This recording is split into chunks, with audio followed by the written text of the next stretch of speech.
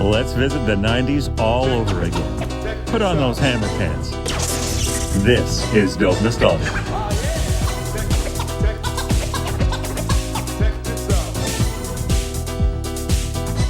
Hello, friends. This is episode 172 of Dope Nostalgia Podcast. My name is Naomi, and I'm your host as always.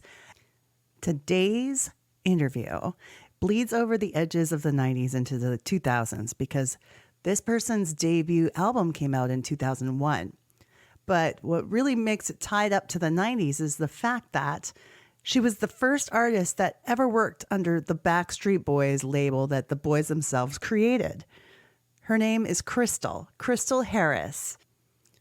And she spent some time talking with me about what she's been doing in music over the last 20 years. So, hey, if you guys had her album, Me and My Piano, you must have absolutely loved it. She also contributed to the Princess Diaries soundtracks, but you're going to hear more about that during this Wikipedia moment. Wikipedia moment. Please bear in mind that Wikipedia is not to be taken as actual 100% fact. Any donkey could edit it at any time. If I'm reading you the artist's bio, that stuff is real truth. Krystal Marie Peterson, nee Harris, her maiden name, is an actress, singer-songwriter, and pianist known for her 2001 contributions to the Princess Diaries soundtracks and for her album Me and My Piano. Her singing career was aided by the Backstreet Boys on tour, and as an actress, she appeared in the television film titled Save the Last Dance and in an episode of Touched by an Angel. Her debut album was called Me and My Piano, and it was released June 5th, 2001, right before the success of the film The Princess Diaries. She also provided her song Love is a Beautiful Thing for the film Legally Blonde. The song was remixed for the soundtrack. In 2002, she released the song The Kid in You for Disney's The Country Bears soundtrack, as well as appearing in the film as herself. She also guest starred as the lead role in the Touched by an Angel episode, Season 9, Episode 16, A Song for My Father. Additionally, she provided the singing voice for Velma at the end of the direct-to-DVD movie Scooby-Doo and the Legend of the Vampire. She later went by Miss Krystal and recorded an album titled Hip Hop Soul Volume 1. It was intended to be released in late 2002, but never had the opportunity. In 2002, Harris played an art student in the Paramount TV movie called Save the Last Dance, based on the film of the same name. Set in an art school, she describes the concept as the next fame. Now, in July 2013, she started performing as Krystal Peterson and the Queen City Band. They released an EP on iTunes named Spell. She now is settled with a beautiful family and an amazing music career. Please welcome Krystal to Dope Nostalgia. Welcome, Krystal, to Dope Nostalgia. We're a podcast that celebrates things that happened mostly in the 90s, but we bleed over into the 2000s as well. Makes sense. I was on the cusp anyway. 1999 is when I graduated high school. So it feels like it sort of floated into the beginning of 2001 and 2 a little bit. Oh, you were super young then when this was happening then, when the music started. Yes. Where are you based out of now? I live in Cincinnati, Ohio. Nice. And I live in Western Canada. Nice. I love Canada. Have you ever got a chance to tour up here or even just visit? Oh, yes. Touring primarily. The most recent time was when I was touring with Victor Wooten. He's a bassist that bass lovers would probably know about. We were at the Montreal Jazz Festival, and it was so much fun. I also spent an extended time in Toronto when I was younger, in the early 2000s, when I was filming Touched by an Angel. Oh, that's right. I lived there for like a month. Yeah, Hollywood North. I think that's like more. Have you ever done Vancouver for filming or visiting? Not for filming, but for touring, yes. Makes sense. Beautiful place. Oh my gosh, yes. It's amazing. It sort of feels like a different world from the rest of Canada. Vancouver does, absolutely. Like it's even like for like I'm in Edmonton and it just feels like a holiday going there. So I've heard Edmonton is gorgeous. In the summer, we're a good festival city. It is brown right now. The snow is melting. Oh There's my gosh. gravel all over the roads. It's not pretty right now, but yes, other than that, it's beautiful. This is probably people that, you know how we are as humans, we're kind of like, I like what I don't have right now. So I want to be in Canada and I think it's beautiful there. I'm wondering if Yep. that's why I heard that. Oh, of course. So who were some of your musical heroes growing up? Who were you listening to? Who influenced your style? Oh man. Well, the first big influence I had was my mother. Because I started singing so young. I mean, the earliest memory I have of singing was being placed onto a chair in front of someone in a church or a group of people in a church and being asked to sing and play the tambourine. And that was when I was like 18 months old. And I mean, so at that time, the primary person I was listening to was my mom and my dad sometimes as well.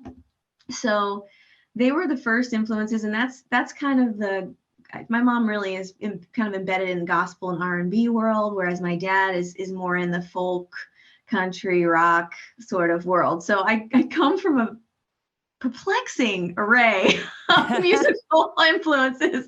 But growing up, I immediately latched on to vocalists like Celine Dion, Mariah Carey, Whitney Houston. And I think one of the reasons for that was because of the power that it was like they could change the atmosphere. They changed my atmosphere, my world when I listened to their music. And it was just so impactful to me. Michael Jackson was a huge influence for me early on. I loved the way he layered his vocals and sort of created an orchestra out of his voice behind him as the lead. Yeah. Early on, I latched onto the Police and to Sting. And then as I progressed, getting older and kind of, growing out of being a kid and becoming an adult, I started to explore other influences that were more alternative at the time, like a Radiohead, or gosh, let me think. I mean, I loved all the 90s bands too. Pearl Jam, Counting Crows. I still love the Counting Crows so much.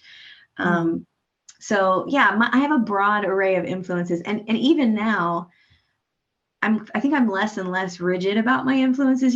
Sometimes there are like purist people who are like, I'm all soul all day, every day. That's all I like. You know what I mean?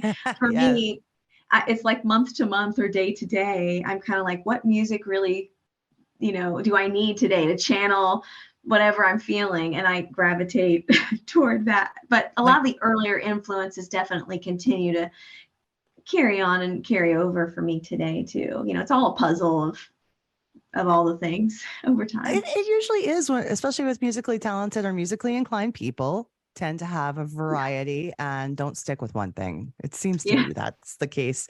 And so you were saying at the end of the 90s too, like you were finishing high school. And when did you start playing piano? Because that's obviously a big part of your life. Yeah. So my mother has been a piano player since she was a baby. Well, not almost a baby, 3 years old, a kid.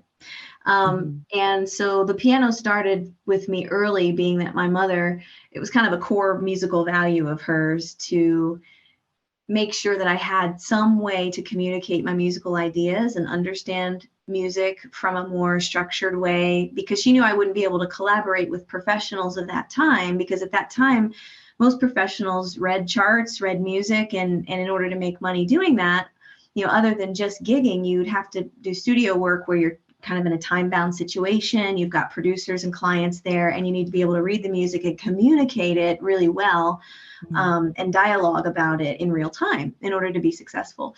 So I started learning the piano. Rather, she said to me, you need to start learning when I was 6. And I really enjoyed it for the first like 4 books.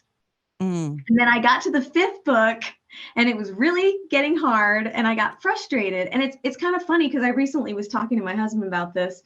I said, I think my frustration at the time was not necessarily because I couldn't do it perfectly, but it was because I wanted so bad to play the music that, you know what I mean? I just was like frustrated. The theory gets in the way of the creativity. Exactly. So to your point, my mother says, okay, I don't want you to have a breakdown over this, essentially.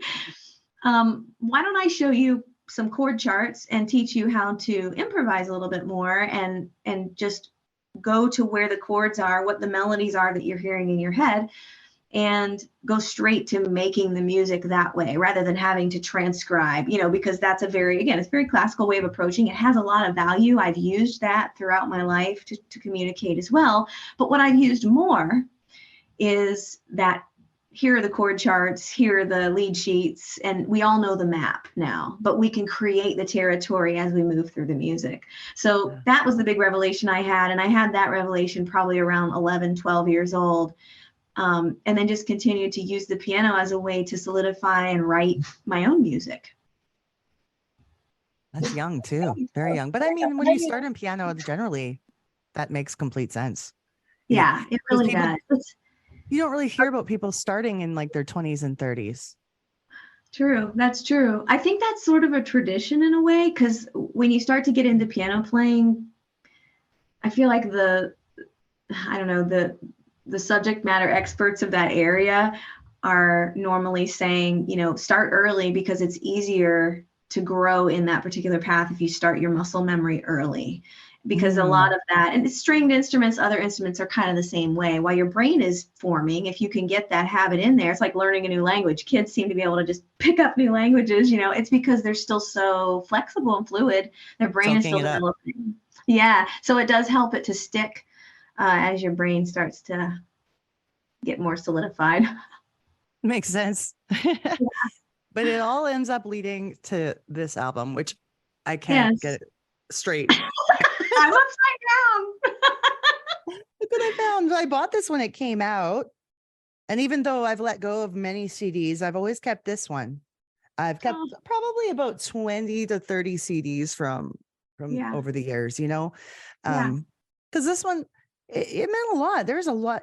To me, there wasn't any filler on this album. Yeah, I agree with that.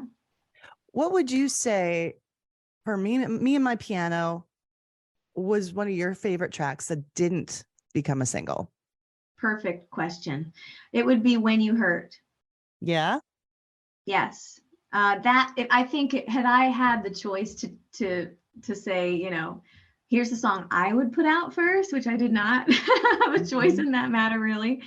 I would have probably picked that one. And I think that's because, and I can say this now that I'm 41 years old, actually, I feel like I've just sort of come into this understanding of what my passion for music really was early on and why I still make music today.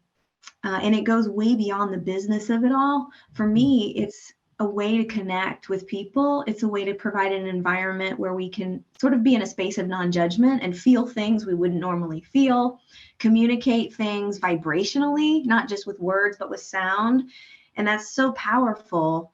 It's such a connector. And it's almost like for me, that connector is a drug. It's like I want to channel that. There's a hunger in me to channel that kind of thing and to connect with others and to triangulate those sort of spaces where we can feel things together that maybe we wouldn't normally be comfortable with. And that song talks about that. Essentially, it says, I'm an empath, and I am, and there are many others. Humans are sort of built that way, and in a way, many of us are, even if we're out of touch with it.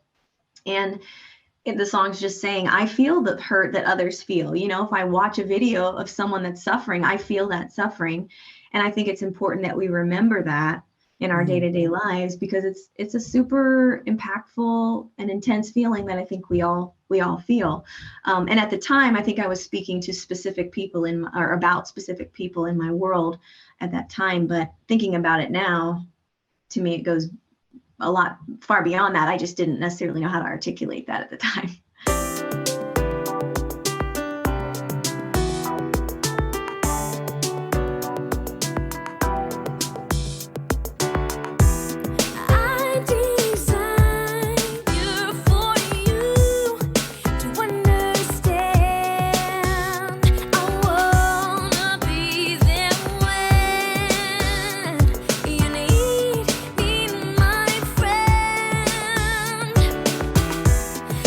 Let me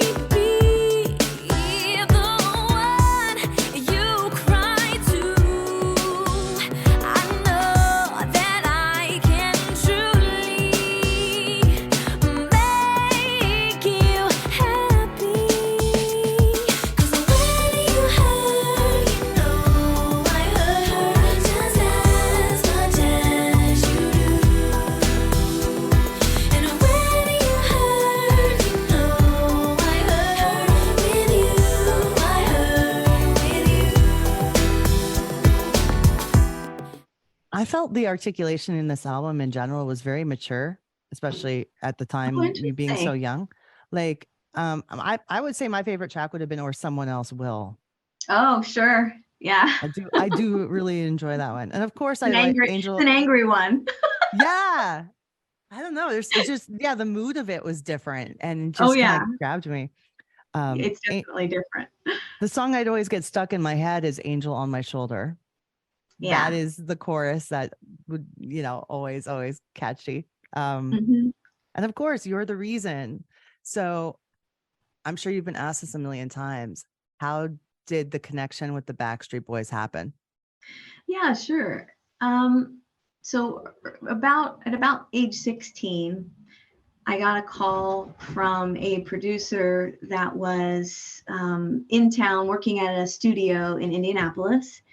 And um, when I went down to the studio, because they had some tracks they wanted some new artist to sing. When you're a songwriter, you're looking for will artists that will communicate the song well enough for you to sell it, essentially. And so they were looking for somebody locally there to do that. And we went ahead and went down. I think my mom or my dad went down with me, if I recall correctly. And I sang this song that they had, and they seemed to be shocked. And then they were like, well, let's hook her up with this other producer that we've been working with as well, who's been producing some of our tracks, and see if we make a collab out of it, how it works out. Mhm. So we did that, and the producer that they hooked me up with ended up becoming my manager, the manager of that career stint there, that 4-year period where I recorded Supergirl and all of the other stuff, Disney Connection, all that stuff happened. Well, that producer had a close relationship at the time via his production with the Backstreet Boys, NSYNC, a lot of the Jive Records artists he had been working with, because he was on that Jive's. Jive isn't even a thing anymore. It's kind of funny. All these have been bought by bigger companies, but Oh at the man, it was so time, powerful at the time. I Yeah. know, right? They had Yeah. all the major people, and they had a publishing company called Zamba, and he was a part of that publishing company. So he was working with like Genuine, a lot of the R&B acts as well. He was working with Pink at the time, and he took an interest and said, let's record a demo. So we recorded some demos. You're the Reason was on that initial demo that we recorded in Indianapolis. On ADAT machines. If any music tech heads know what that is, that no one uses those anymore. But they look like videotapes. Yeah, they look like videotapes, and they go in and you record on them. But that we took that demo and we shopped it to pretty much all the major labels at the time that we could: Columbia, Epic, Jive, Sony. We went all over with it, and ultimately my manager said, let me talk to the Backstreet Boys, because I've heard that they're actually wanting to start their own label, but they don't really have any artists lined up yet. Perhaps they'd be open to hearing about bringing you on. So he made that connection, and quickly they scheduled me to come out to Los Angeles and meet with Kevin Richardson. And we had lunch at some kind of cafe on Sunset Boulevard. I still remember it.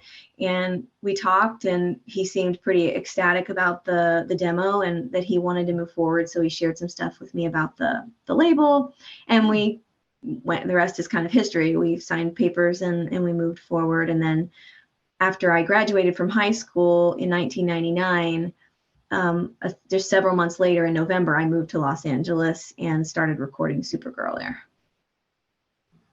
Sounds like a whirlwind of activity. It really was fast looking back on it. Yeah. I should have said we were recording Me and My Piano. Supergirl was a part of that, but we started recording Me and My Piano. Yeah, I moved into some corporate apartments in Burbank. They're still there, but they're not called, I don't think they're called the same thing anymore. They used to be called the Oakwoods. And lived there for almost a year. And then not long after that, the Backstreet Boys offered for me to be on their tour as their opening act, which was, a huge boost of invisibility. So we obviously said, thank you. This is the perfect way to launch the record and to move forward. So you go straight from high school to performing in front of 20,000 people a night. Yes. How was it for stage fright? Like how did you, are you a natural performer on stage, or was it like you had to grow into it a bit? This is such a good question because at the time, I don't think I really had any stage fright. For me, it always felt more like adrenaline back then. Like I would get ready to go on stage and I would just feel this rush of energy. My heart would start to race a little bit. And I thought, okay, you know, the moisture goes out of your throat. You start to feel dehydrated. But it didn't feel like nervousness because I have a lot of experience with anxiety and panic attacks and things now. So it didn't feel like that then, which is interesting. And I've been performing, of course, for a lot of years up until that point. I mean, 10, 12 years really, on a professional level. So it wasn't anything new there. But as I started to prepare for the tour, I encountered some pressures that I wasn't used to.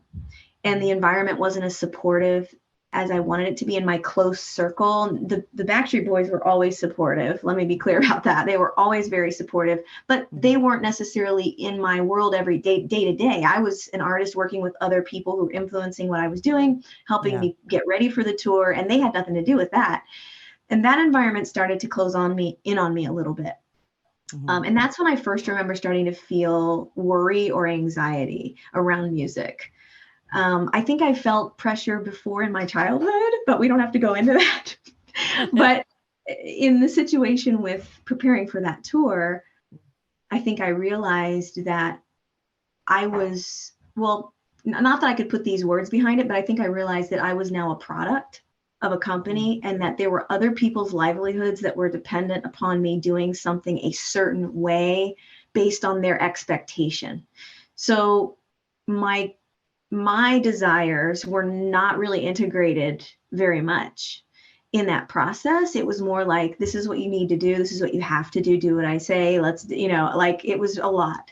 And I was used to more of a supportive environment where I was developing and still developing. And so I was hoping this was going to be an extension of development with, you know, really starting my career and you know, because I'm a different vocalist and different musician today than I was back then. And a lot of that is because I've become my own developmental advocate. I started developing my own sound and things. Whereas when you're a product and you're talented, people are like, let's get this sound developed right now. Let's do it in the next 6 months. And that's, not everyone is really good at being a coach, right? They're not really good at stepping in and advocating. I had an agent from William Morris, though, who was awesome. But because I was so surrounded by pressure and other things, I actually didn't even take her up on what she was offering. I look back on it now and I think she was prying in to try and understand what I was in, what relationships were in my world, and how she could try and influence that. And I just had a whole set of belief systems and all kinds of things that were, like we all do, that were a part of my interpretation of the world at that time. So all good, learned from all of it. I'm the woman I am today and I have more peace in my life and balance than I ever have, partly because that's how my career journey really began, was as an adult or almost adult. Yeah. And it's quite a burden to take on, like you said, worrying about other people's jobs depending on what you're doing, and just the fact that you were able to take that experience and gain positive learning from it is it was tough. A good thing. Yeah, it was super tough. And I will say I had some moments where I felt like I was able to access an authentic space. And what I found from fans who have reached out over the last 20 years to me to tell me how much those songs meant to them, I realized that even in the midst of all of the things I was processing and all of the crazy crap I was going through in the background, that my heart still somehow resonated through all of that. And that was really encouraging, and always is encouraging to hear when people reach out, because I think there were parts of those songs that I was just trying to be honest in. And even though they didn't get publicized or pushed as hard as Supergirl, I still got the chance to say those things, and there were a lot of people that heard them. And even with Supergirl, people say that, and I'm like, wow, I guess because that song says in it, it basically tells you that I'm struggling and that I don't understand how to represent myself in a situation where I'm used to other people kind of defining for me what my environment will be. and supporting that in some way. Plus I'm growing up. I'm not even, I mean, I'm 17. I'm just trying to figure out how to relate to the world as a grown woman. And that's why I was saying, going back to the maturity of the album, first of all, for a debut album, the fact that you got to do so much of the writing is not very common. Yeah, that's true. Yeah, I guess that's true. And your stories resonate deeply with people. They resonated with me because the things that you were saying really helped young ladies, I thought, and I could still listen to this album to this day and feel the same way, that it was powerfully inspiring now. And it's interesting to see your perspective from the other side of it. Yeah. Yeah. Yeah. It's an interesting thing. That whole situation almost at this point in my life seemed like a set up, not a setback, as they say, because again, I don't know, because I was so used to the business of music from such an early age, the contracted side of it and working with producers and clients and stuff. I think I didn't really understand what it meant to try and hold on to your heart and develop that in the midst of a business like that.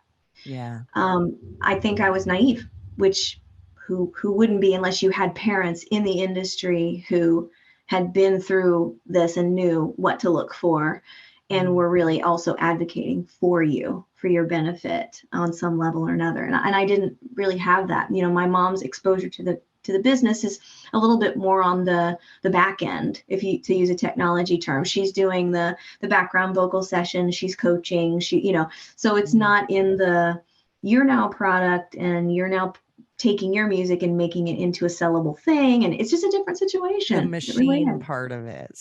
Right? Yeah, it's really weird. It's a weird thing. I still struggle with it to this day, because I'm like, I just want to make the music, and I want it to be shared, and I want to help others make their music and channel their hearts through what they're doing, whatever that might be. And that I've worked with, I've done a lot of vocal coaching over the course of my life, and I've worked with people that are professional musicians and vocalists that are highly visible, and people that are mayors of cities or project managers or whatever, and all of them have a good time at karaoke. And that people have said that before, but it's funny, we end up getting down to this just desire to express yourself, which is totally karaoke. Like, that's, people want to have a moment to just let their voice out, and I just love that experience of being one of those people that helps folks get in touch with that. So a little bit different from how my career started. It's fulfilling, right? And you're motivating others. So it's a good place to be in, I think. Yes, for sure. For sure.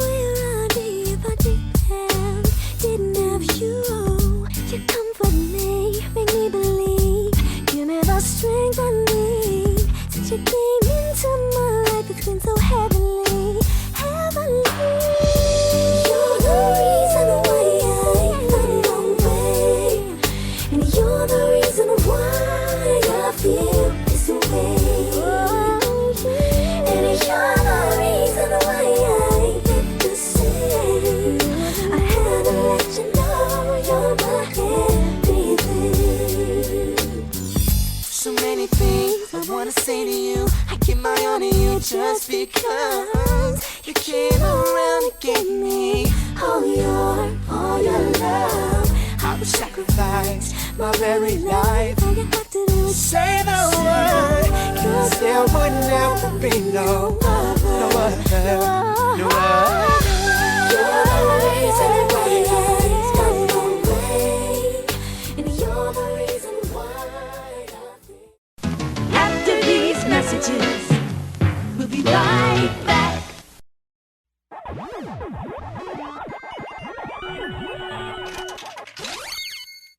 Dope Nostalgia listeners, I love you and I thank you so much for being a part of this show and its success over the last 2 years. We have what's called Patreon for those who want to support the show financially. For as little as $1 a month, you can become a subscriber and get bonus content, early podcast release, all kinds of cool behind-the-scenes stuff, and more. There's different tiers of membership starting at only $1 a month. And we even have some special merch for you guys who are in it for the long run. So please, join our Patreon. It's at www.patreon.com/dope nostalgia.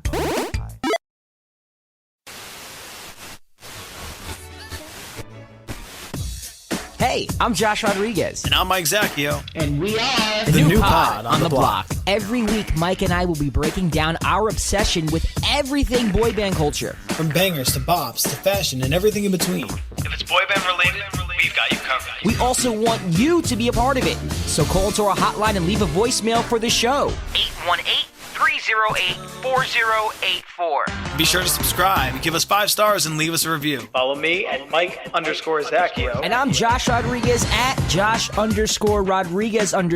And you can follow New Pod on the Block on Instagram at New Pod on the Block. New Pod on the Block. Every week on your favorite podcast platform. This is pretty basic. It just says that you, the Backstreet Boys, agreed to appear at a Burger King, yada yada. And what's the yada yada? Little commercial. Forget it. We don't do commercials. Not our style, man. We wouldn't even do this for lifetime supply of free Whoppers. All the bagels on the lettuce, Lord, it's don't upset us. All we ask is that you let us serve it your way. Is that rock or what? Now get live music from the Millennium Tour and a new song from their upcoming album on 3 CDs for $2.99 each with any value meal. Have it your way.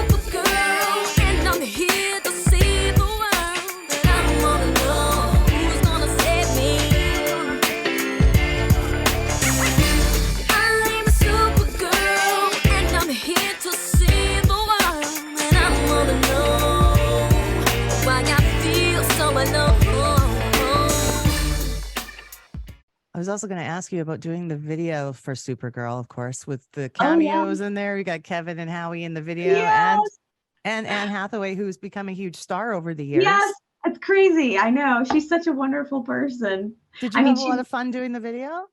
Absolutely. Absolutely, I did. I always had a little bit of a conflict with how I looked at the time, because speaking from a product angle, I was kind of taken in a direction that was not necessarily me 100%. I mean, I think that's obvious.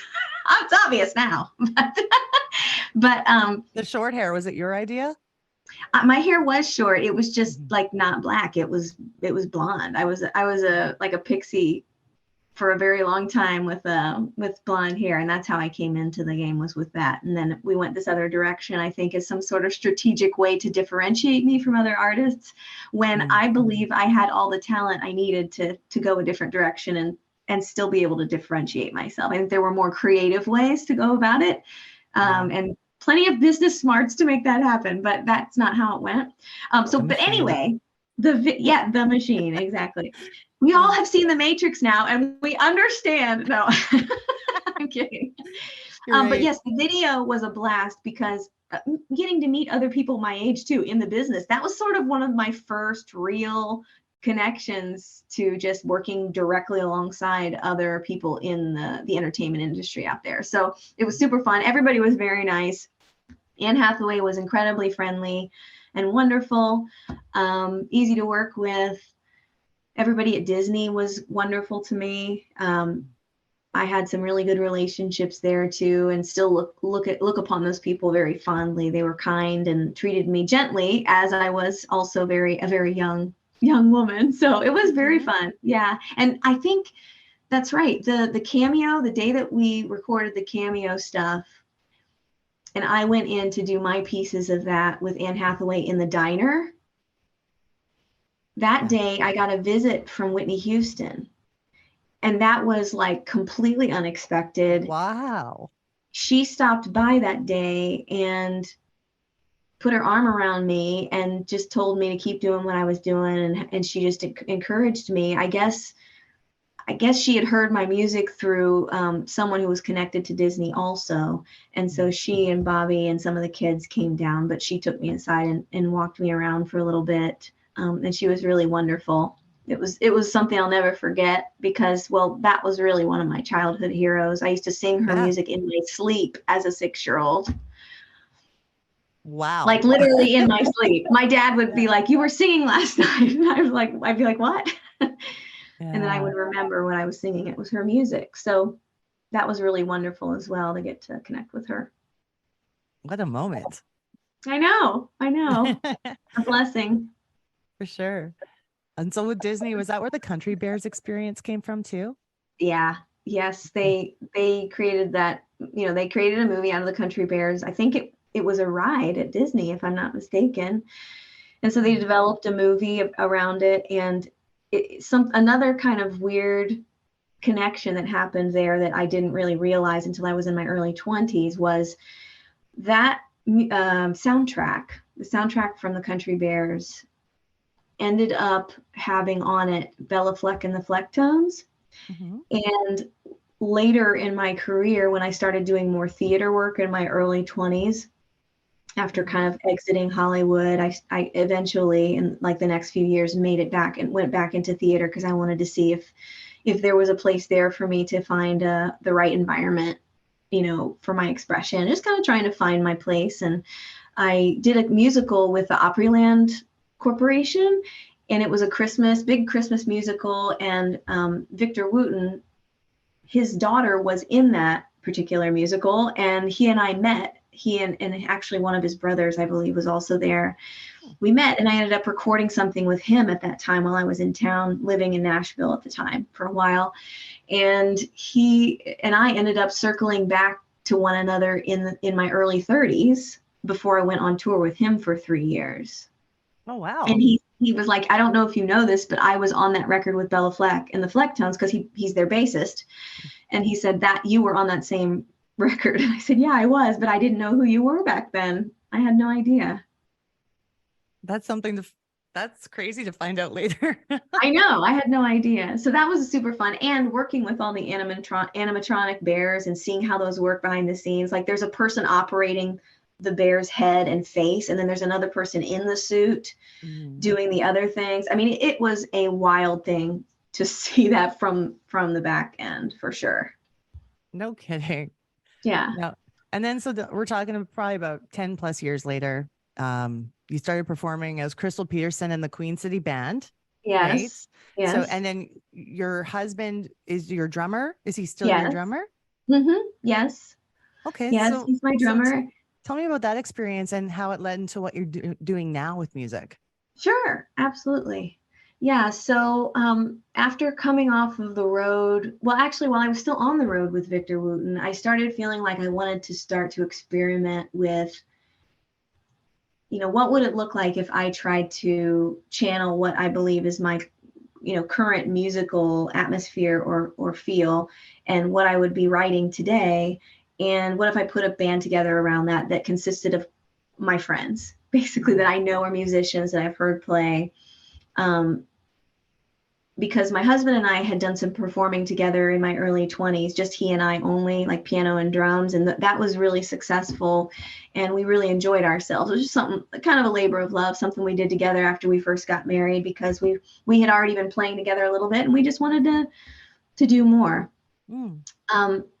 So it was kind of implied at first that he would be my drummer, and we just communicate very well musically. So it made a lot of sense to keep him doing that. So I did that. I brought in some friends to play horns and a friend to play bass, guitar. and a percussion, and slowly but surely more people even joined the band, because we would do festivals around the region, and other people would say like, hey, do you need a trombone player, or hey, do you know, so it grew quite a bit. It grew to like 11 people. It was kind of insane, but we recorded a record, and it was really my first attempt to try and express this next season of my life as a musician and a writer. And having my friends there, a part of that was really special.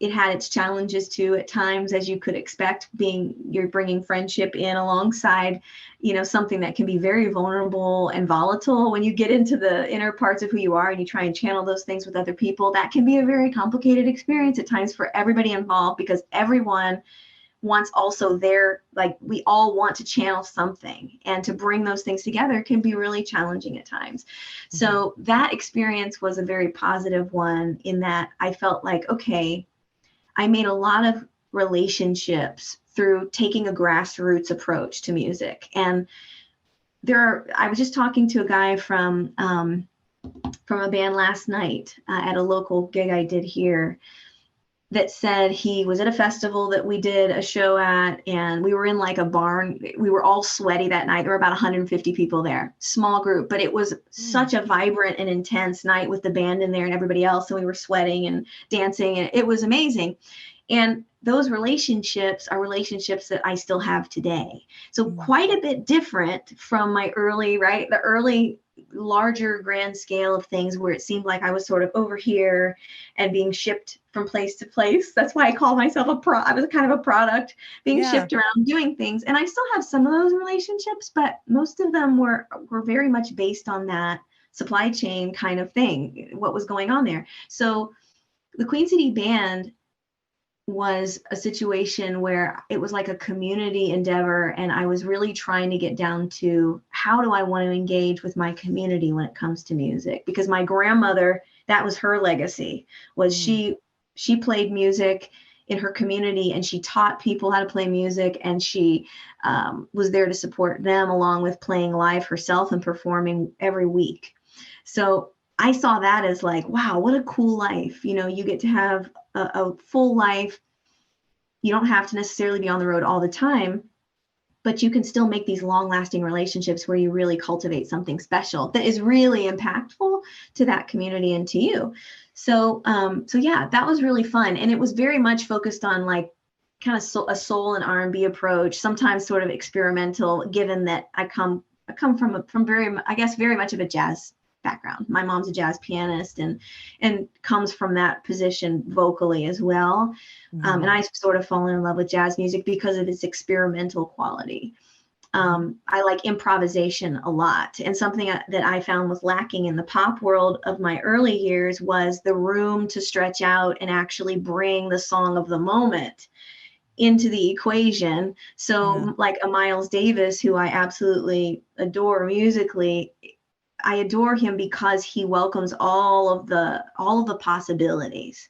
You can have a song map. That song is a map for the journey, but that journey can take on all kinds of different challenges and new melodies and new things.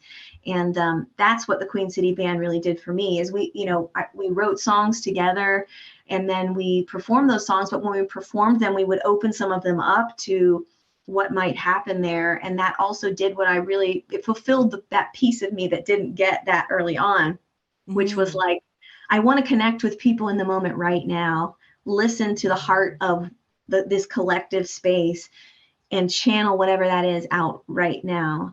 And I started then incorporating it into my workshops and other things I was doing at the time, where people would ask me to sing as part of closing out the workshop.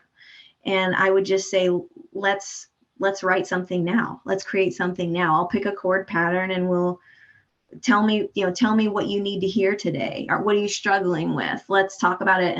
So it's kind of like larger scale versions of that. So the Queen City Band was like the doorway to that. And although we ended up disbanding, and we're still friends, we had some challenges at first, but we're still friends to this day, and we still high five one another and see each other around town.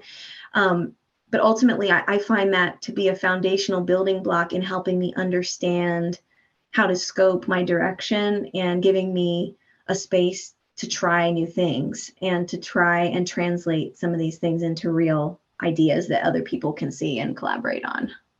And it sounds like it's so much more fulfilling, and it feeds your soul, you know? It does. Yeah, for sure. In comparison. Yeah. And I mean, even after the Queen City Band stuff, I've taken a bit of a break actually, but really to take that situation and that kind of lessons learned from that and go, okay, you know, what did I learn from that and how can I continue to open my world up internally and channel those things that are most authentic? And so I've been just very recently doing some more experimentation. You know, I actually recorded a record that never got put out, that was like a hip hop / R&B record. I recorded it in Toronto while I was filming a pilot for Fox Pictures. And that record never got out. There was one particular song on it that was put on a DJ Jazzy Jeff mixtape. It was a remix of a Jay-Z song that I, wrote something over top of. But that, I do love beats and just taking beats and putting vocals, orchestrating the vocals on top of that foundation of the bass and drums. And I've always been very connected to hip hop music. Still, some of the central, inspirational things for me are, especially day to day, are the hip hop groups that integrated jazz, like Tribe Called Quest, Common, Jill Scott.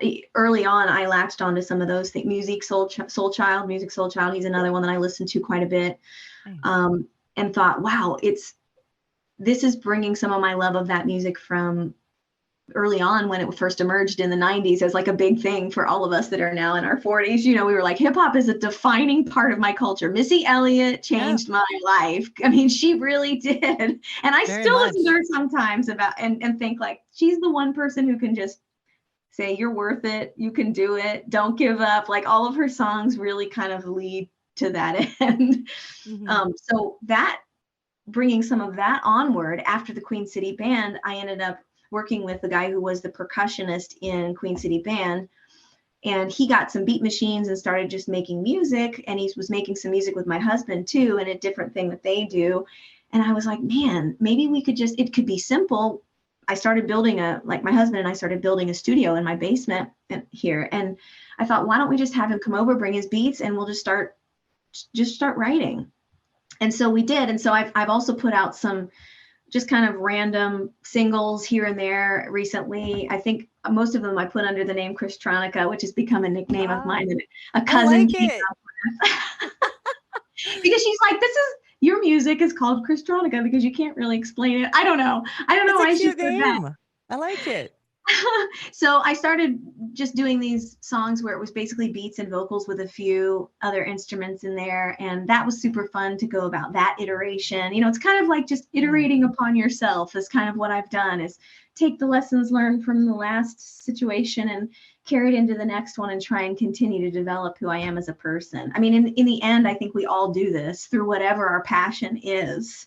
There's no way, if you're a podcaster, you're probably channeling a part of your heart here and iterating upon it as the thing grows, That's why you choose the type of show you do. You hope to make it, it's something that fulfills you that way. Yeah. Yes, exactly. You said it so much better than I did in a million words. No. Not really, but hey, but yeah, I see what you're saying. And where can we find your newest music? Can we purchase it, support it, or find it on a streaming service? Sure. Yeah. It's on all the major streaming services. Good. So you can find it there. And you can also find the stuff that I've done with Victor Wooten is on his record. I think I've exposed a song that he and I just did on our own as well that's out there under my name. So yeah, if you look me up, you should be able to find me on all of the major streaming services. Yeah. I'm excited. I'm going to add some to my playlist so I can see what's been going on. Yeah. Yeah, no, I'm excited. I'm going to wrap up right away. I just have a couple more quick questions before we go backwards again. But have you ever stayed in touch with the Backstreet Boys? Yes. Periodically, AJ will reach out if they're doing a show in town here.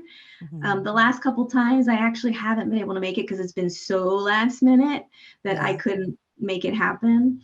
But he's kept in touch with me the most, I think, of everyone. I recently heard from a fan, a gal who runs one of the fan groups for Nick. And I was going to be connecting there, but that never happened. So yeah, basically AJ and I have stayed connected loosely since then. Okay, nice. And then this question I love to wrap up the show with because it's fun. When you think hold on, my dog is barking. Of course. Who wants to answer? This is a good one. I liked her timing. I think she has that kind of timing all the time. She wants to answer this final question, which is basically what kind of either food, fashion trend, clothing item, toy would make you nostalgic for the 90s? Oh my gosh, what a fun question. I love asking this question. Oh, clothing wise, flannels, always like, and the minute I have to take one off to tie around my waist, I'm like 90s, like, and now too, everybody's wearing this stuff. It's crazy actually to see. My goodness. It's all back. I walked into a Forever 21 probably about 6 months ago. Yeah. In the fall. Yeah. And it was filled with, those bodysuits that snap? Yes. It had those. It had flannel. It had the little backpacks. Oh, no. I did not know they were bringing those back. That's insane. I took a picture of this and I posted it on my Facebook. Like, what year is this? 1995? What year is this? It was like a time warp. It was unreal. It's weird, isn't it? Yeah, it's super weird. Yeah, I think that, and TV. Like, I always go back to TV shows and I'm like, oh, the 90s. I watch Frasier all the time. Yeah. Probably makes me a nerd, but that's fine. I am a nerd. That's the truth. We all are. We all have our nerd things. Yeah, exactly. Yeah. So I watch that a lot and I'm like, man, this is so, because even the clothing and the decor and the haircuts, Friends is one of my favorite shows still to this day. Yeah. Our kids are watching Friends, I know. I know. So it's crazy, isn't it? And it's funny too, because a lot of the TV shows that were in the 80s and 90s that were popular, sometimes the humor doesn't translate well to where we are now. Right. Yeah. But for some reason, it seems like a lot of there are a few of the shows that are still, what's the word? Not current, but they still work. Oh, yeah. Yeah, they're still relevant or something. Yeah. Yeah. I know what you mean. I tried watching Elf and no, I can't do it. It was one of my favorite shows as a kid, and now I can't do it. I get it. I still watch it every year, Christmas. Do you? Yes, and The Grinch. Nice. Oh no, Jim Carrey version. I mean Elf, like the alien, the cartoon. Oh, Elf! Oh, Elf. It came out maybe it's my Canadian accent. I don't know. I'm sorry. Yeah. Okay. Elf, so yes, the alien guy. I can't watch that either, actually. I tried to watch Beavis and Butthead the other day too, and I was like, I don't think I could do this. Isn't there a new one out now? I think. I don't know. Is there? Oh, I'm scared. Me too. What could it be?